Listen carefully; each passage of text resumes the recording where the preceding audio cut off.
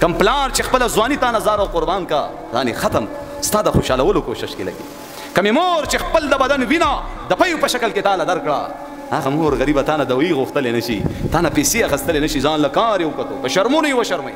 وربشي الله لا وربشي دا آینده نسل د نوجوانانو ته درخواست کوم ما په ډیر سخت بیانات او مضبوطه فتوا ورکړې ده چې څوک مور او پلار ازاري تکلیف کوي تور ور کوي بیزتی کوي مور او پلار د پیسو خلق نه دي دا یاد ساتئ مور او پلار د پیسو خلق نه دي مور او پلار د عزت خلق دي د عزت ایله عزت ورکا هغه د عزت وږي دي استا د پیسو وږي نه دي پیسې دې ځان سره سنبال کا کور دې ځان سره سنبال کا ګاړې دې ځان سره سنبال کا ایله عزت ورکا تمام محترم نو ان شاء الله ځان سره سره د خپل بیبي سره سره بعض خلک صرف مور او پلار ته توجه ورکړي خزه پری دي بچی پری دي نه ځان تفشیش بانکې د ځان خیر خبر د بچو خیر خبر د کور والا د دې سره سره د مور او پلار خیر خبر به مخلي اخلو بکن ان شاء الله اخلو بکن ان شاء الله تمام محترم نبی علیہ السلام بد دعا کړي جبرائیل امین په امین ویلې تمام محترمو یا جبرائیل امین بد دعا کړي محمد رسول الله په امین ویلې په احادیثو کې مختلف روایات الله رسول بد دعا کړي جبرائیل امین بد دعا کړي په هوا کې چرند پرند بد دعا کړي په اوبو کې میانو بد دعا کړي زما محترم په سړو کې میګان لړمانان مارانو بد دعا کړي او کوي قیامت تر ورځې پورې کوي څوک چې مور او پلار خفه کوي جس نے ماں باپ کو تنگ کیا جس نے ماں باپ کو تنگ کیا جس نے ماں باپ کو تنگ کیا اس پہ اللہ کی لعنت اس پہ رسول کی لعنت اس پہ زمین و آسمان کی لعنت نہ ان کی نماز قبول نہ روزہ قبول نہ حج قبول نہ عمرہ قبول ہندوستان خدای ناراض مور خفه ده پلار خفه ده جنون روان مور خفه ده پلار خفه ده روجنی ولې اصل پیران مور او پلار دی راضی کا ستا بیړه پار کیږي اټومیټک ځان ته دعا مکو سوچته ته دعا کوي هغه ته مور او پلار لا سوچت کی یا الله زما د بچو لا سوچت کی یا الله زما بچی کامیاب لا سوچت کی ځانو نه هیری او دا آینده نسل او په کورونو کې دا بازی چې نه کوي دا مین دی خفه کوي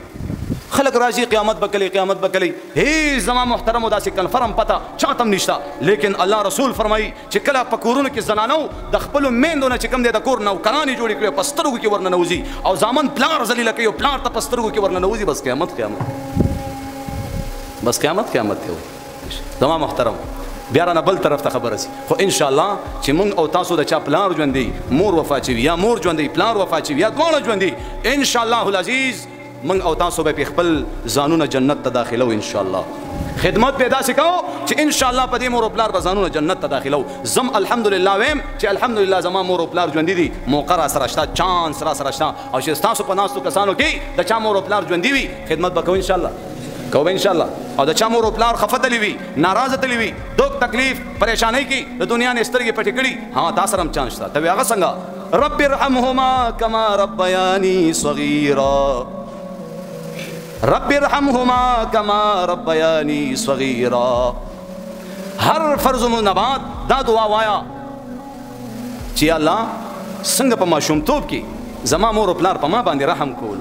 یخنۍ نه بچکولې ګرمۍ نه بچکولې ټوله شپه به تا سره ویښ ناست ټوخ به دې وکړو مور زړه به درد کولو پلار زړه به درد کولو دا بستره د سکول بیگ او زما محترم بسته به درله په شا باندې سکول ته وړله راوړله او دې پلار غریب دی مور غریبې ټوله شپه چې کوم دی په یخه یخنۍ کې به دې متیازې وکړي په هغه لوند ځای کې به مور سملاسته ته به اوچت کې په وچ ځای کې به واچو ټول رحمونه د مور او پلار یا الله زما مور او پلار باندې هغه شان رحم وکړه څنګه چې په ماشومتوب کې زما مور او پلار په ما باندې